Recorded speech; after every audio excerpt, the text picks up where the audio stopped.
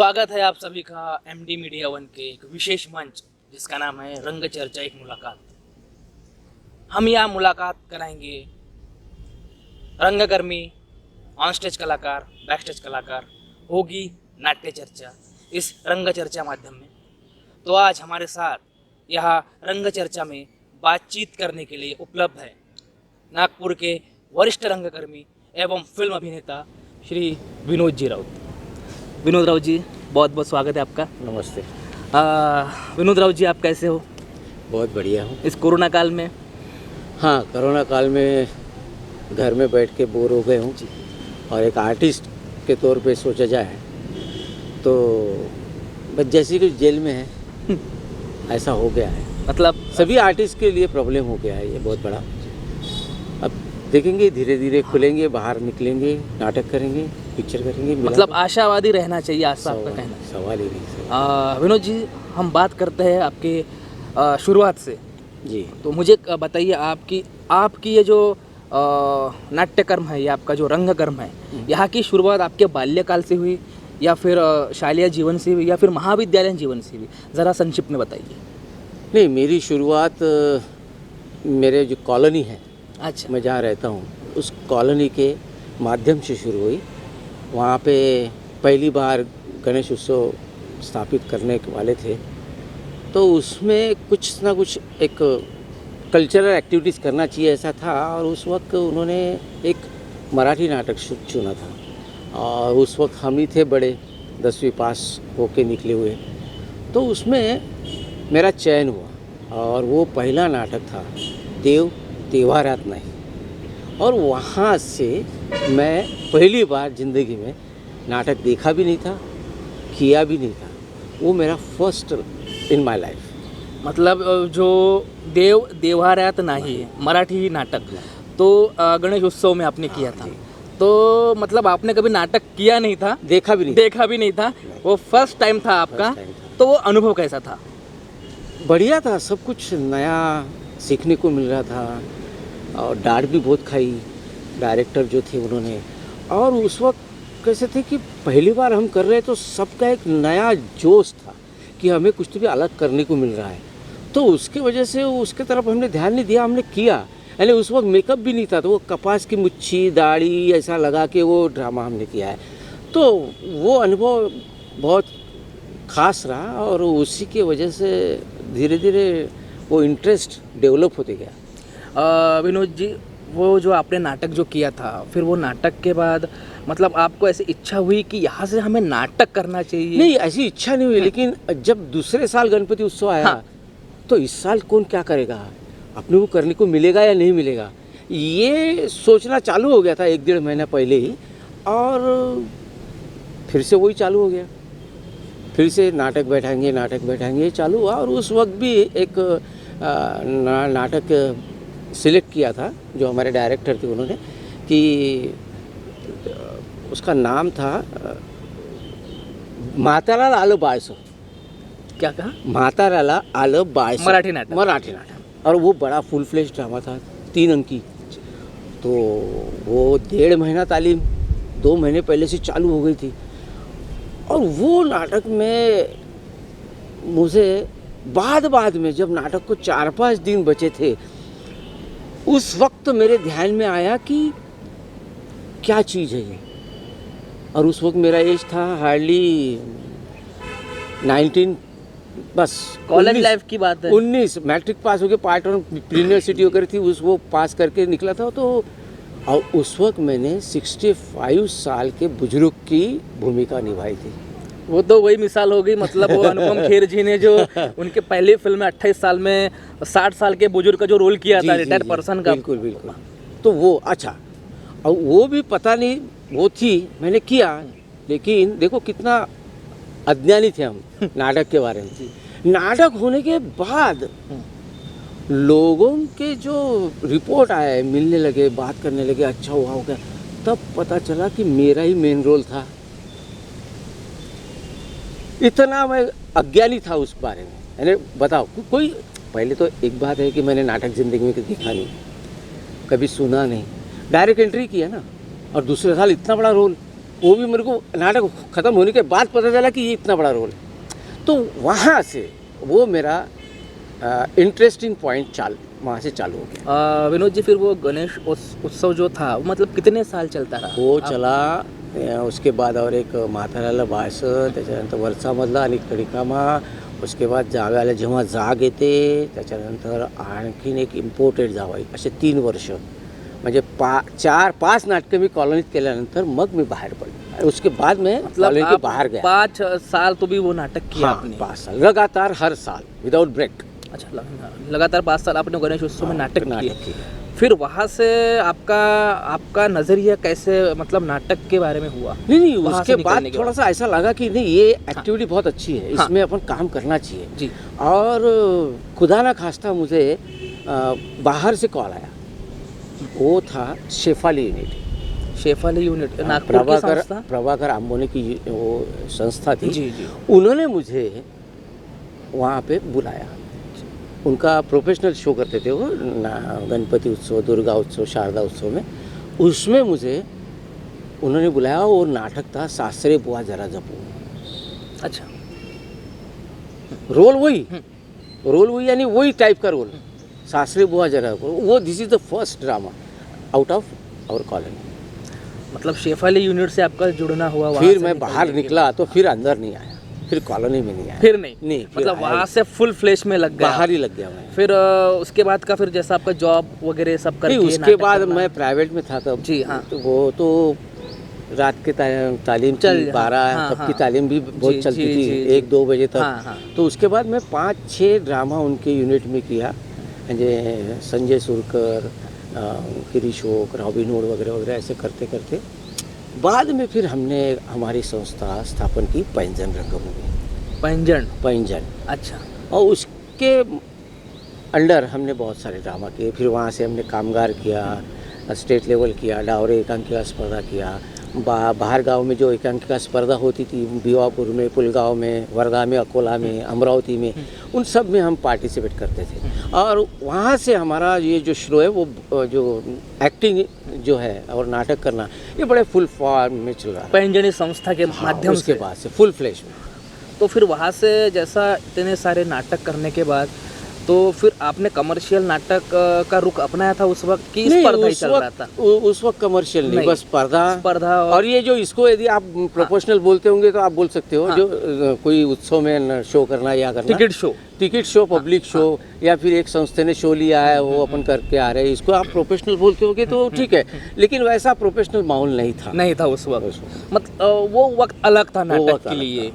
तो वो प्योरली हाउसी रंगभूमि, एमेच्योर थिएटर जो था वो था। तो उस वक्त तो जो दिग्गज हो गए हमारे शहर के, जिनके साथ आपका संबंध आया होगा नाटक में, एकांकिका में, बड़े बड़े नाट्य उत्सव में, तो वो अनुभव कैसा था आपके लिए? नहीं, ठीक होगी। उस वक्त कैसा था, अपने दिमाग में ऐसा भिन गया था कि क्या हम देख रहे हैं और हमें क्या करना है। तो अच्छी चीज़ें तो हमको पढ़ने ही मिलती थी, और बड़े बड़े लोगों के साथ, बड़े बड़े लोगों के शो देखे, उनके साथ बैठना उठना था। पहले एक ऐसा स्पॉट था, वहाँ पे सब मिलते थे, शाम को प्रैक्टिस होती थी, वहाँ पे चर्चा होती थी। तो इनडायरेक्टली बहुत कुछ पढ़ने को मिला। धनवटे रंगा मंदिर वो तो अड्डा था, और टूट गया। अभी वो रौनक अभी फिर से नहीं आएगी, वो रौनक कुछ अलग थी। तो ये हाल ही के कुछ वर्षों तक आप एमेच्योर थिएटर से जुड़े के थे? हाँ, बहुत सारे बने। आपको मेडल्स, बहुत पुरस्कारों से भी नवाजा गया है जी। हिंदी राज्य नाट्य कहिए या फिर मराठी राज्य नाट्य कहिए, या आपके बहुत साल पहले की भी बात, जब आप रंगकर्म अच्छा करते थे, तो एकांकिका में भी आपको बहुत सारे मेडल्स मिले होंगे।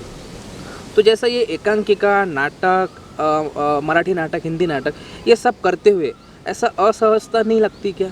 मतलब अलग अलग, जैसा हिंदी भाषा से फिर मराठी भाषा का नाटक करना, फिर मराठी भाषा के बाद फिर हिंदी नाटक की तालीम करना, तो प्रॉब्लम कुछ ज़्यादा ऐसा नहीं। वैसा क्या है, आपके नागपुर का जो एटमॉस्फेयर है और जो बोली भाषा है, वो हिंदी भी है, मराठी, हिंदी मिश्रित मराठी है। और उसके वजह से क्या है, जैसा दोस्त मिला वैसे ही अपन बातचीत करते, कोई हिंदी से बात करते, कोई मराठी से बात करते। लेकिन मराठी के ड्रामा मैंने ज़्यादा किए, हिंदी के कम किए, तो ऐसी कोई दिक्कत नहीं आई। हाँ, एक है, यदि आपको हिंदी ड्रामा करना है तो आपको प्रोनाउंसिएशन हिंदी के आना बहुत ज़रूरी है, उसके ऊपर मेहनत करनी पड़ती है। ये बात बहुत ज़रूरी, क्योंकि आप मराठी बोलने वाला जो है उसका हिंदी बोलना पट से समझ जाता सामने वाला कि ये ओरिजिनल हिंदी नहीं है। आपने इतने सारे रंगमंच पर किरदार निभाया, जी छोटे से लेकर बड़े बड़े तक, बूढ़े से लेकर तो मतलब एक यंग कैरेक्टर भी आपने किया होगा। जी। तो इतने सारे विविध किरदार करते हुए आपको एक तो किरदार ऐसा लगा होगा कि जो ये किरदार मैंने जो किया ये मुझे अच्छा लगा, या ऐसा ही किरदार मुझे इन फ्यूचर कभी करना होगा। तो कोई किरदार होगा आपके नज़र में जी। जो आपको बहुत पसंद आया, या उस किरदार से आपने बहुत वाहवाही बटोरी हो? हाँ, वो बताइए। 3 भूमिका है मुझे जी। ऐसी मिली है। पहली भूमिका मिली थी एकांकिका में, जी। जब उसको मुझे प्राइज़ मिला था। हिंदी या मराठी? वो मराठी मराठी, जी। चेकमेट करके। हाँ, चेकमेट में मुझे डावरे एकांकिका स्पर्धा में प्राइज़ मिला था। उसके बाद मुझे बड़े एक्ट में राज्य नाट्य स्पर्धा में एक भूमिका मिली थी। मराठी ड्रामा था काही अग्निशमत नसतात। उसमें मैंने पत्रकारिता भूमिका की थी। पत्रकार जी। थी। उसमें मुझे महाराष्ट्र का अपने यहाँ के शो का सर्टिफिकेट है।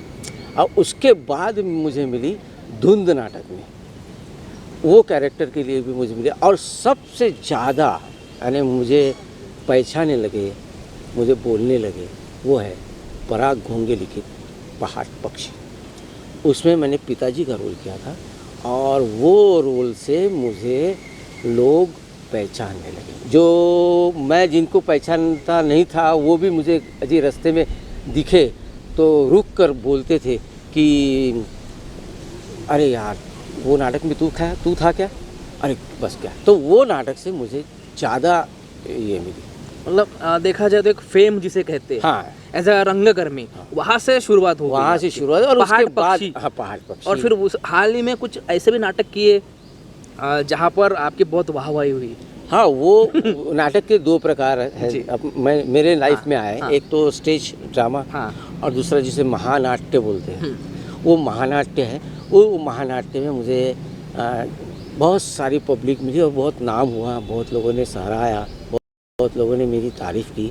वो पहला नाटक है महासूर्य। बड़ा ही प्रसिद्ध महानाटक है जी। वो बाबा साहब आम्बेडकर के जीवन पे आधारित है। उसके मैंने 47 शो किए। और ऐसा सुनने में आया कि आपने वो पूरे प्रयोग किए। हाँ, पूरे, एक भी प्रयोग को मैंने गैप नहीं दिया। और विनोद जी, इतना बड़ा किरदार, बाबा साहब का रोल करना, वो नाटक पर करना, उसकी तालीम करना, और बहुत सारे दर्शक वो नाटक जब देखते हैं तो आपको क्या महसूस होता है, आपको क्या फील होती है? देखो, ये ऐसे लोगों के या ऐसे महापुरुष लोगों की यदि अपन रोल करते हैं तो एक तो अपनी रिस्पॉन्सिबिलिटी है कि हमें उसको न्याय देना है। न्याय दे सकते कि नहीं ये भी सोचना चाहिए आर्टिस्ट ने। तो उसके लिए तुमको मेहनत भी करनी पड़ती है। दूसरी बात कि वो करने के लिए मैंने अपने आप को बहुत प्रिपेयर किया कि मैं बाबा साहब के समान दिख सकता हूँ क्या, तो उसके लिए मुझे क्या करना चाहिए। उसके लिए मैंने जो नाटक बैठाने वाले थे उनको मैंने एक रिक्वेस्ट किया कि मुझे बाबा साहब के फ़ोटोग्राफ्स पता। क्या बात है। तो उन्होंने मुझे बहुत ही ऐसे पुराने फोटोग्राफ जो बिल्कुल पीले हो गए थे, ब्लैक एंड वाइट हाँ, थे तब, सही। तो वो सारे फोटोग्राफ्स मैंने 300-350 फोटोग्राफ्स देखे, ब्लैक एंड वाइट, बिल्कुल ब्लैक एंड वाइट। और गूगल पे सर्च करके वो सब देखा, उनकी स्टाइल, बोलने की स्टाइल, खड़े रहने की स्टाइल, किस तरह से वो खड़े रहते थे, माइक पर कैसे खड़े, बैठने का तरीका उनका, हाँ। ये सब देख के मैंने अपने आप को उसमें ढालने की कोशिश की और उसके बाद वो किरदार मैंने निभाया। तो मुझे ऐसा लगता है कि लोगों ने मुझे सराहा, तो मैंने कुछ नहीं तो 80-85% मैंने उस भूमिका को न्याय दिया। नाटक जब होता है, बहुत से लोग जो भाविक जो रहते हैं, बिल्कुल। बहुत मतलब वो ऐसे उनका मन से जुड़ा होता है, ऐसे किरदार को जब देखते हैं नाटक में, वो अटैच करते हैं एक दूसरे से। तो वो जब किरदार जब हो जाता है, नाटक जब आपका हो जाता है, मतलब जब पर्दा गिर जाता है या फिर लाइट्स ऑफ हो जाती है, फिर वो किरदार करने के बाद जब आप स्टेज पर जाते हो तो जो ऑडियंस आती है उसका जो रिस्पांस मिलता है वो कैसा रहता है? देखिए, वो एक तो मतलब वो तो ऐसा बहुत से लोगों को लगता वो होगा तो कि बहुत बाप रे, बहुत बहुत कुछ लगता है, बहुत ऐसा लगता है कि बाप रे, सेलिब्रिटी बन गए। ऑब्वियसली। बिल्कुल सेलिब्रिटी। लेकिन मैं जब मुझे ये पता चला कि लोगों की भावना वहाँ पे बहुत बड़े पैमाने पर दिखती है, और तो मुझे थोड़ा सा ऐसा गलत लगा कि वो कॉस्ट्यूम में, वो मेकअप में उनके सामने नहीं जाना चाहिए, क्योंकि देखो उनकी भावना है। हम उस महापुरुष के बाजू में भी खड़े होने की हमारी औकात नहीं है, लायक ही नहीं है। तो मैंने सोचा, शायद वो मेरा तीसरा या चौथा प्रयोग था जी। तो उसके बाद मैंने ऐसा डिसीजन लिया खुद को ही कि नहीं, नाटक ख़त्म होने के बाद भी 10 मिनट या 7 मिनट नाटक और था। जी, जी। तो उस 7 मिनट में मैं अपना कॉस्ट्यूम चेंज करके नेचुरल अपना फिर मिलना है। फॉर्मल इसमें फिर मिलना है। फिर स्टेज पे हाँ, आता था। जी। तो वो मैंने देखा, तो तब मुझे पता चला कि नहीं, इनकी भावनाएं को, उनका आदर करो, उनकी वो अपने को बहुत सारा रिस्पेक्ट देते हैं, लेकिन मुझे वो अच्छा नहीं लगता हाँ, था जी। कि नहीं, ये करना गलत है। तो इसलिए मैं ड्रेस चेंज करके मतलब सामने आपका जाता। कहना था कि जो किरदार मैंने किया हाँ। वो नाटक तक सीमित था, ठीक है। लेकिन आपको मुझसे मिलना है तो रियल में मैं ऐसा जैसा मैं दिखता ऐसा हूँ, वैसा मुझसे मिलो, ये आपका कहना मैं था। सही इसलिए कहा मैं विनोद जी। अपना कॉस्ट्यूम चेंज करके जाता बहुत था। खूब। और एक बार ऐसा गलती से हो गया था, बॉम्बे का शो था शिवाजी पार्क का, जी, दादर। दादा। वहाँ पे क्या हो गया कि मैं चेंज करने वाले जाने वाला था, लेकिन मुझे रोका गया कि आप चेंज मत करो, रुक जाओ 2 मिनट। और चेंज न करने के बाद वो स्टेज पे जाना पड़ा। और उसके बाद जो हुआ वहाँ पे, अरे बाप रे, मुझे अक्षरशः वहाँ से बिल्कुल ऐसे निकाल के मेकअप रूम से बाहर अंदर रूम में जाने तक मेरे को लोगों ने लेके गए। हमारे नाटक में कोई को आर्टिस्ट थे उन्होंने, और इतनी भीड़ हो गई थी कि बाप रे, वो देखने के बाद तो मैंने बोला अब तो विदाउट मेकअप, मैंने मेकअप करके वही कॉस्ट्यूम में नहीं जाना, बस ये तो फिक्स हो गया। उसके बाद मैं कभी नहीं गया। बहुत सही। मतलब जो अनुभव आपने जो साझा किया रंग चर्चा के माध्यम से दर्शकों के लिए, तो बड़ा ही अनुभव अलग है आपका, जैसा कि आपने कहा कि बाबा उसके बाद साहब का- और एक ऐसा ड्रामा है जिससे मुझे बहुत हाँ, कहिए तारीफ ना। मिली। हाँ, जी। वो है अटल यात्रा।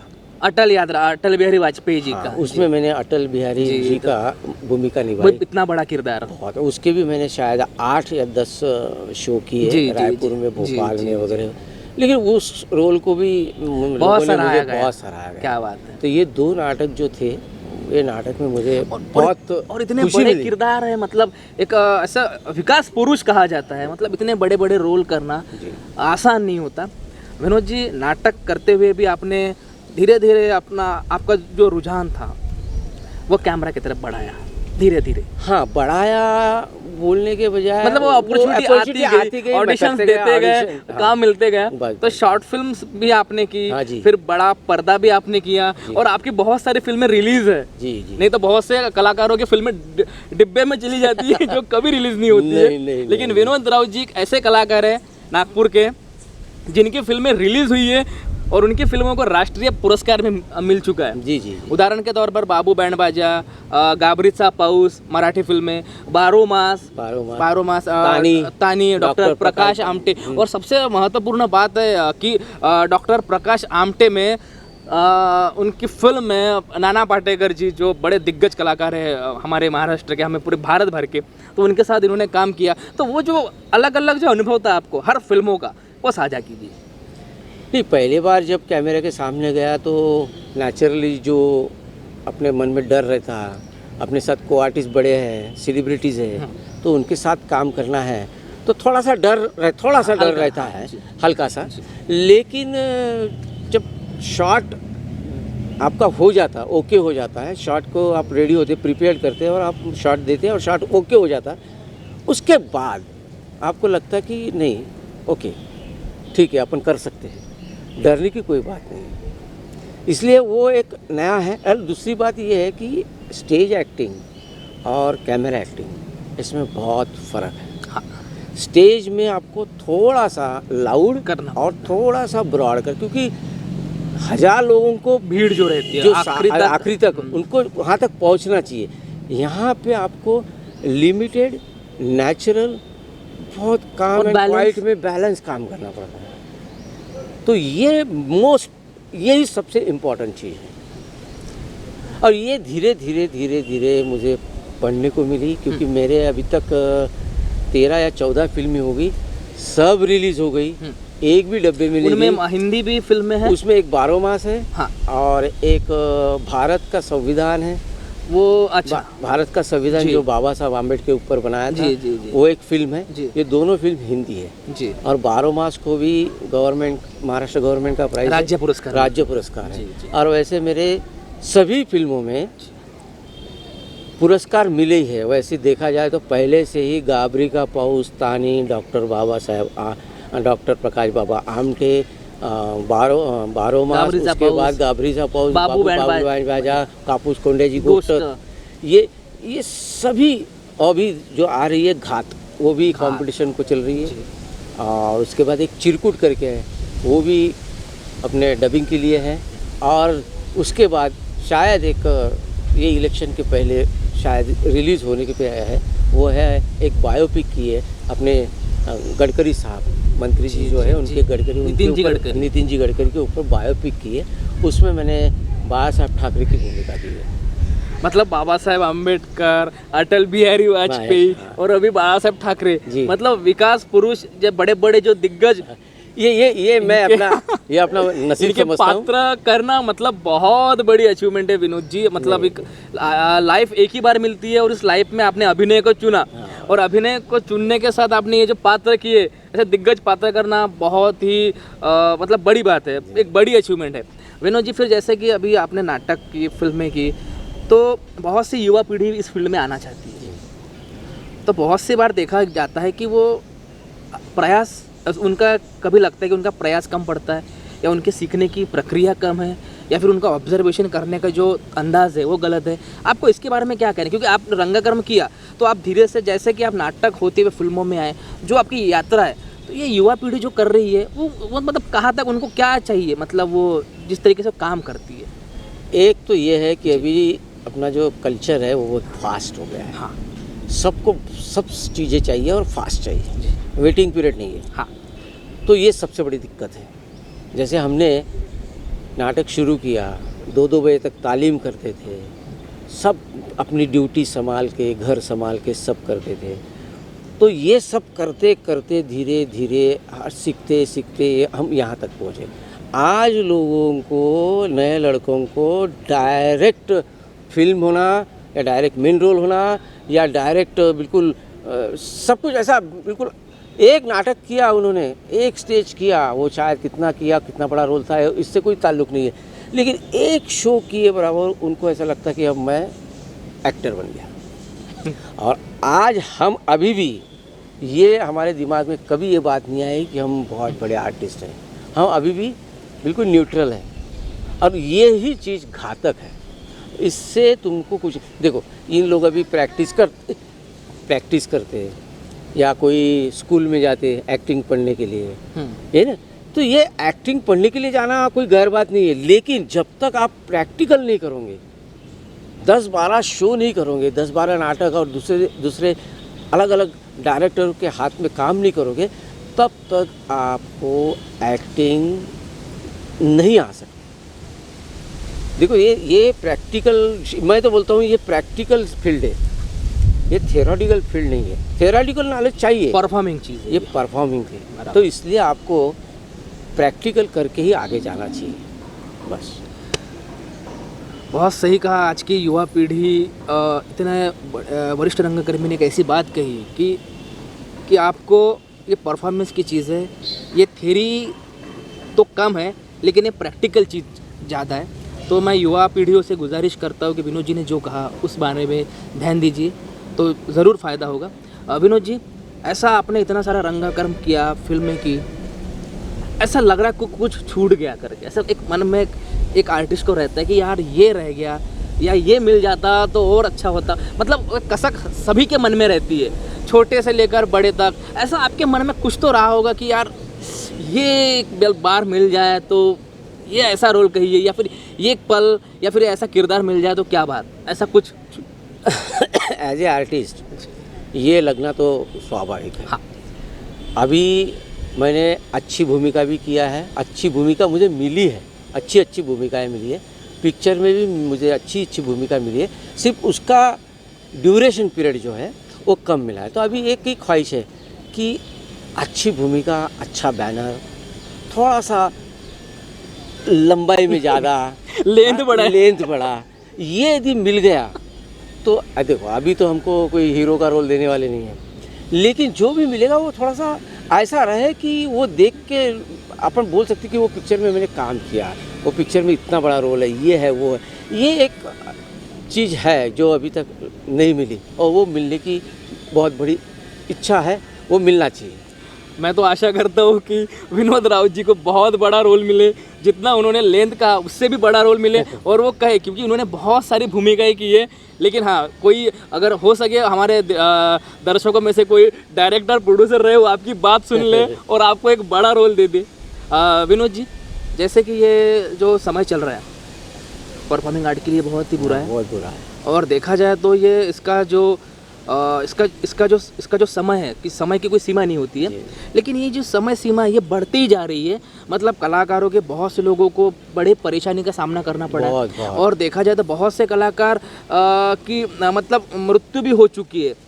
कोई इस बीमारी से गया, कोई भूखा रहकर गया, कोई परिस्थिति में जिसने सुसाइड की। तो ये ड्यूरेशन बढ़ रहा है, शायद इसमें हम आशावाद रखते हैं कि ये कुछ अच्छा हो, और होगा ही, क्योंकि नाट्य कला ऐसी कला है जो हमेशा हमको पॉजिटिव बनाए रखती है। तो इस मामले में आपको क्या लगता है कि ये जो समय है, तो साथ में कलाकारों ने कुछ अपने पेट के लिए कहिए, एक अपॉर्चुनिटी कहिए कि फैमिली के लिए कहिए, एक जॉब ढूंढना चाहिए, ऐसा जॉब के साथ भी ये करना चाहिए अगर देखा जाए तो, क्योंकि ये समय ने सिखा दिया है कि पैसा बहुत इम्पोर्टेंट है। ये समय ने कोरोना, ये एक बीमारी जो है, इस बीमारी ने सब चीज़ें पढ़ा दी है जी। पैसा क्या चीज़ है, रिलेशन क्या चीज़ है, दोस्त क्या चीज़ है, रिलेटिव्स क्या चीज़ है, आजू बाजू वाला क्या चीज़ है, ये सब चीज़ें पढ़ा दी है। इसलिए ये बहुत डेंजर है, इसमें से निकलना चाहिए। देखो सूरज उगता है तो डूबता भी है ना। तो वो चीज़ आने वाली है, लेकिन वो भी जल्दी आना चाहिए। अब लिमिट ख़त्म हो गई है, सहनशीलता लोगों की ख़त्म हो गई है, क्योंकि लोगों के पास पैसा नहीं है। अच्छा, दूसरी बात, जो फुल्ली डिपेंड इस फील्ड पे है, उनके बहुत बुरे हाल है जी, बहुत बुरे और हाल है। आसार दूर दूर तक नहीं दिख रहे हैं, क्योंकि अभी क्या बोला जाए, किसको बोला जाए, समझ में नहीं आता। लेकिन बहुत कठिन पीरियड है ये, और ये मैं तो यही प्रार्थना करता हूँ कि ये दिन जल्दी निकल के सब कुछ अच्छा हो जाए। विनोद जी, बहुत ही, जैसा कि आपने बहुत ही संक्षिप्त में और बहुत ही आपने जो बातें कही कि आपकी रंग यात्रा, आपकी फिल्म यात्रा, आपने जो युवा पीढ़ी को जो एक बात कही, मार्गदर्शन की, ये बहुत काम में आएगी। विनोद जी, जैसे कि अभी ये सारी रंगकर्म करते हुए आपको बहुत अलग अलग लोगों से मुलाकात हुई होगी, तो ऐसा कोई रंगकर्मी या कलाकार जो आपको बहुत भाया हो, फिल्म का कहिए, हमारे शहर का कहिए या मुंबई का कहिए, जिसको देखकर इंस्पिरेशन मिलती हो कि यार ये क्या चीज़ है? नहीं, ऐसे बहुत सारे आर्टिस्ट हैं। हाँ। अच्छे, बहुत बड़े बड़े आर्टिस्ट हैं। अब सबके नाम यदि लूँ तो भी सबसे कुछ ना कुछ तो सीखना है। बराबर। वो फिर फिल्म इंडस्ट्री के रहो या फिर नागपुर के रहो या स्टेज के रहो, सीखना तो है। जैसे कोई भी रहे, कोई तो सीखने को मिलता ही है। जैसे अभी आपने पूछा ही है, तो जैसे अपने जोग सर, डॉक्टर श्रीराम जोग, क्या सुंदर, उनका इंदौर, उनका जो नेचुरलिटी जो है ना, वो मैं हमेशा देखता हूँ। कोई आर्टिफिशियल काम नहीं। ऐसा लगता है कि बस वो बात कर रहे, घर में बैठे बात कर रहे, चल रहे, आ रहे, स्टेज पे जा रहे, कुछ नहीं, मुझे बहुत ही सहजता जिसे कहा जाता है, बहुत ही ईज, वो एक बहुत ही सुंदर, मतलब उनको देखकर ऐसा लगता है कि वो बस मेरे को जब भी वो स्टेज पे उनको देखता ना, तो ऐसा लगता कि ये रोल मुझे चाहिए था। मतलब विनोद जी ने बात कही थी कि ऐसे रोल मुझे, ऐसे किरदार मिले कि ताकि मैं ऐसा रोल कर सकूं जी, उनके जैसा। ये बात है, अरे वो रोल मुझे मिलना चाहिए, नहीं ऐसे रोल मिलना चाहिए कि वो ऐसा काम मैं कर सकूं, मेरे से हो सके बस। आने वाले समय में आपकी कोई नाटक या फिल्म है जो शुरू हो या फिर शुरू होकर नहीं रुकी नहीं है, सब कंप्लीट हो गया है। अब ये कोरोना से थोड़ा सा डबिंग का इशू है, तो वो डबिंग को अभी हो गई है। जैसे मैंने अभी बताया, घात पिक्चर है, जितेंद्र जोशी जी के साथ मैंने किया है। जी जी जी। वो अभी कंपटीशन घूम रहा है। हाँ। उसके बाद एक माता अनुसया करके जो फिल्म है, माता अनुसया मराठी, हाँ। वो डबिंग हो गई है, वो अभी रिलीज़ के तौर पे है। और तीसरी चिरकुट, उसका भी डबिंग चल रहा है, वो भी रिलीज़ के तौर पर है।